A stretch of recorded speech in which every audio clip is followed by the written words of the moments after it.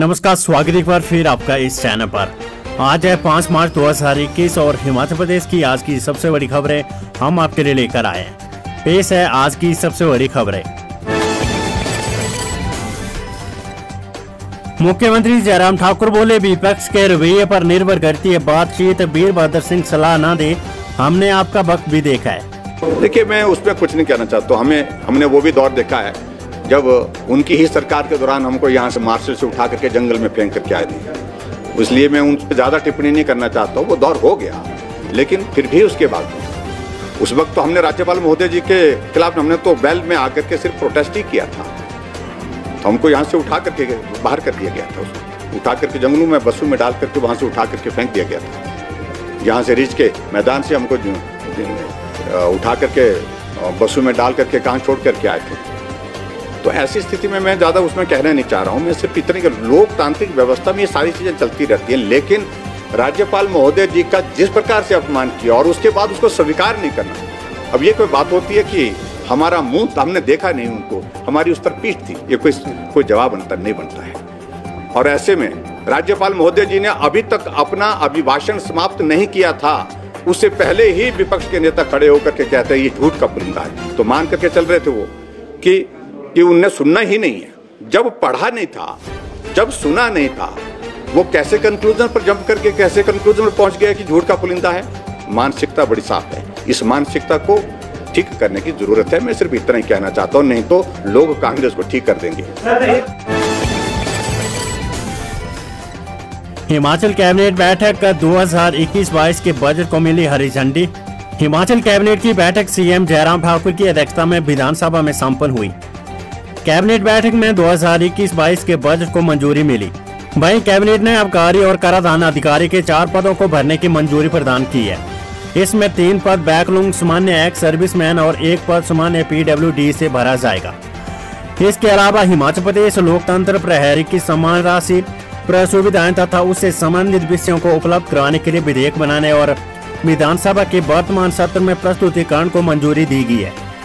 बैठक में स्वर्णिम हिमाचल कार्यक्रमों, स्वर्णिम हिमाचल रथ यात्रा के आयोजन को लेकर भी चर्चा की गई। जिला कुल्लू में पुलिस थाना कुल्लू के तहत पड़ती पंचायत जिया को पुलिस थाना भुंतर के अधीन करने को भी मंजूरी मिली है। इसके अलावा उचित मूल्य की दुकानें खोलने की गाइडलाइन में भी संशोधन करने को मंजूरी प्रदान की गई है। विशेष भूमि अधिग्रहण इकाइयां बिलासपुर, पंडो 1, पंडो 2 और शाहपुर को 1 साल के विस्तार को भी मंजूरी मिली है। 1 मार्च 2021 से 28 फरवरी 2022 तक विस्तार दिया गया है। मांगों को लेकर विधानसभा के बाहर गरजे कर्णमूलक आश्रित, सरकार को दी चेतावनी। हिमाचल के हजारों कर्णमूलक आश्रितों ने मांगों को लेकर प्रदेश सरकार के खिलाफ मोर्चा खोल दिया।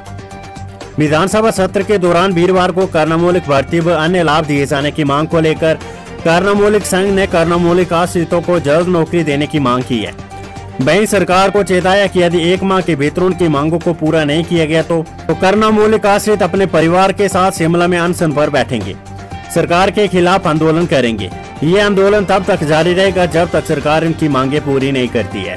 वीरवार को कर्णमूलक आश्रितों ने विधानसभा के बाहर मांगे पूरी न करने को लेकर नारेबाजी की और विधानसभा के गेट के बाहर चौड़ा मार्ग पर ही बैठकर धरना प्रदर्शन किया।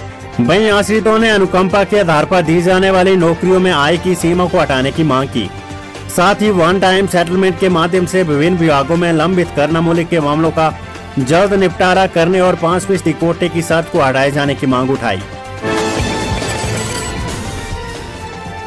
कोरोना काल में आर्थिक संकट से गुजरे पर आड़े नहीं आने दी धन की कमी, जयराम ठाकुर। मुख्यमंत्री जयराम ठाकुर ने कहा कि कोरोना के चलते प्रदेश आर्थिक संकट से गुजरा, लेकिन धन की कमी फिर भी आड़े नहीं आने दी।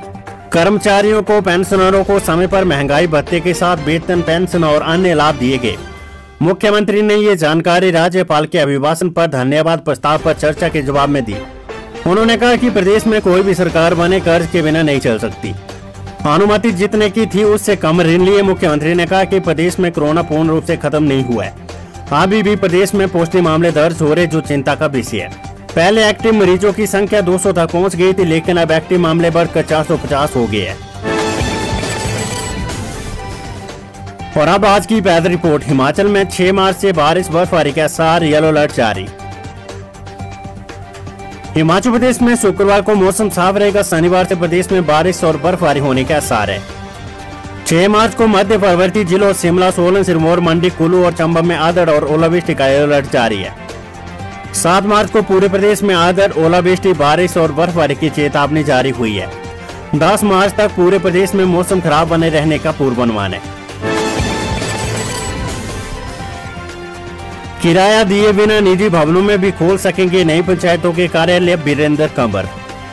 हिमाचल प्रदेश में बनी 399 पंचायतों में किराया दिए बिना निजी भवनों में ही पंचायत कार्यालय खोले जा सकेंगे।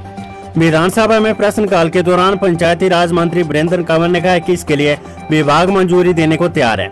उन्होंने कहा कि नई पंचायतों के कार्यालय बनने तक पुरानी पंचायतों के कार्यालय का प्रयोग किया जा सकता है। इसके अलावा बंद हुए प्राइमरी स्कूलों में कार्यालय खोलने को शिक्षा विभाग से अनापत्ति प्रमाण पत्र NOC लेने की प्रक्रिया भी जारी है। विधायक हीरालाल के सवाल का जवाब देते हुए मंत्री वीरेंद्र कंवर ने कहा कि अगर प्रदेश में कहीं पर भी महिला मंडल या युवक मंडल भवन खाली या बंद है तो वहां पर भी सरकार नई पंचायतों के कार्यालय को चलाने पर विचार कर रही है। वर्ष 2020 में पंचायत चुनाव से पहले 412 नई पंचायतों का गठन किया गया था। रहने लायक शहरों में शिमला सबसे बेहतर ईज ऑफ लिविंग इंडेक्स में मिला पहला स्थान। 10 लाख से कम आबादी वाले शहरों की रैंकिंग में राजधानी शिमला को ईज ऑफ लिविंग इंडेक्स में देश भर में पहला स्थान मिला है। देश में रहने के लिहाज से छोटे शहरों में शिमला सबसे बेहतर है। भारत सरकार के आवास और शहरी विकास मंत्रालय की ओर से तैयार किए गए ईज ऑफ लिविंग इंडेक्स 2020 में देश भर के 111 शहरों की रैंकिंग जारी की है। 10 लाख से कम आबादी वाले शहरों में शिमला पहले स्थान पर, भुवनेश्वर दूसरे और सिलवासा तीसरे स्थान पर है। हिमाचल में 2000 से ज्यादा पूर्व सैनिकों को घर के पास मिलेगी नौकरी। हिमाचल प्रदेश में अब पूर्व सैनिकों को उनके घर के पास ही नौकरियां दी जाएगी।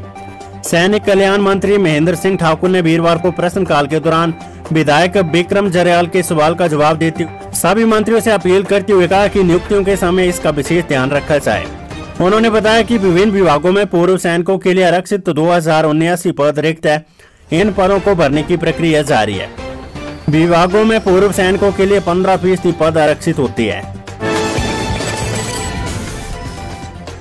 धान गेहूं के साथ मक्की की खरीद के लिए भी खोलेंगे केंद्र, वीरेंद्र कंवर। हिमाचल प्रदेश में धान गेहूं के साथ अब मक्की की खरीद के लिए भी केंद्र खोलेंगे। मकपा विधायक राकेश सिंघा के सवाल पर कृषि मंत्री वीरेंद्र कंवर ने स्थिति स्पष्ट करते हुए ये जानकारी दी है।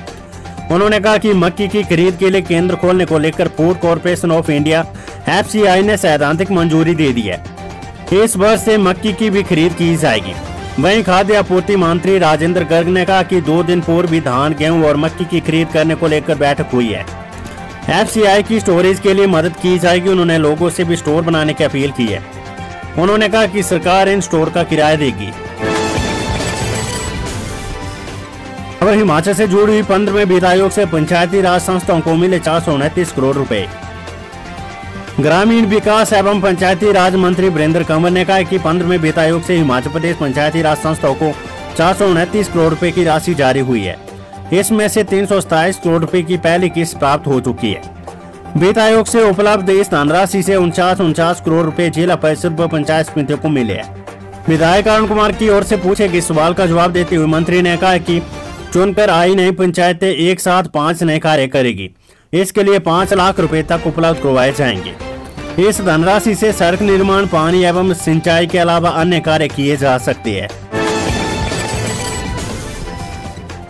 खबर बिजली बोर्ड से जुड़ी। बिजली बोर्ड से 1500 आउटसोर्स कर्मचारियों को निकालने की तैयारी। राज्य बिजली बोर्ड से करीब 1500 आउटसोर्स कर्मचारियों को निकालने की तैयारियां शुरू हो गई है। नवनियुक्त 1552 जूनियर टीममेट और जूनियर हेल्परों के पद संभालते ही आउटसोर्स पर लगी मेंटेनेंस गैंग की छुट्टी करने का फैसला लिया है। वहीं बोर्ड प्रबंधन के इस फैसले का विरोध होना भी शुरू हो गया है। मजदूर संगठन सीटों इन कर्मचारियों की बहाली के लिए 17 मार्च को विधानसभा घेराव करेगा। सदन में गतिरोध पर वीरभद्र सिंह बोले, जयराम एक बार में 6 बार मुख्यमंत्री बना। हिमाचल प्रदेश विधानसभा में गुरुवार को 5वें दिन गतिरोध और बढ़ गया। 5वें दिन पूर्व CM और विधायक वीरभद्र सिंह भी विधानसभा परिसर में आए। इससे पहले वे एक बार भी सदन में नहीं आए थे। 5वें दिन की बैठक से पहले कांग्रेस विधायक सदन में नहीं गए। वे काले मास्क पहनकर विधानसभा परिसर के मुख्य द्वार पर इन निलंबित विधायकों के साथ बैठ गए। वीरभद्र सिंह ने भी यहां धरना दिया। विपक्षी पार्टी कांग्रेस ने 1 बजे तक मौन विरोध करने का फैसला लिया। वे इशारों में ही अपनी बातें समझाते रहे। नेता प्रतिपक्ष समेत 5 कांग्रेस विधायकों का निलंबन करने से विपक्ष नाराज चल रहा है। इन विधायकों को विधानसभा बजट सत्र में सभी बैठकों के लिए निलंबित किया गया है। इन पर राज्यपाल का रास्ता रोकने और उनके साथ गलत व्यवहार करने के आरोप में विधानसभा अध्यक्ष ने कार्रवाई की है। और अब आज की corona virus update. Himachal Pradesh में फिर आए 65 कोरोना पॉजिटिव मामले। हिमाचल प्रदेश में गुरुवार को कॉलेज के 16 विद्यार्थियों समेत 65 लोगों के कोरोना टेस्ट की रिपोर्ट पॉजिटिव आई। हालांकि किसी कोरोना पॉजिटिव मरीज की मौत नहीं हुई, जो कि रात की बात है। कांगड़ा जिले में 20, ऊना 10, सोलन 11, सिरमौर 8, बिलासपुर 4, हमीरपुर 8, शिमला 2, मंडी और कुल्लू में एक नया मामला आया है। जिला कांगड़ा में बौद्ध भिक्षुओं के बाद अब कॉलेज के विद्यार्थी कोरोना संक्रमण का शिकार होना शुरू हो गया। इंदौरा कॉलेज में एक साथ 16 विद्यार्थियों के कोरोना टेस्ट की रिपोर्ट पॉजिटिव आई है। सीएमओ कांगड़ा गुरदर्शन गुप्ता ने मामले की पुष्टि की है। इंदौरा कॉलेज में एक साथ 16 मामले आने के बाद अन्य विद्यार्थियों व शिक्षकों के भी सैंपल लिए जाएंगे। सभी संक्रमित विद्यार्थियों को आइसोलेट कर दिया गया है।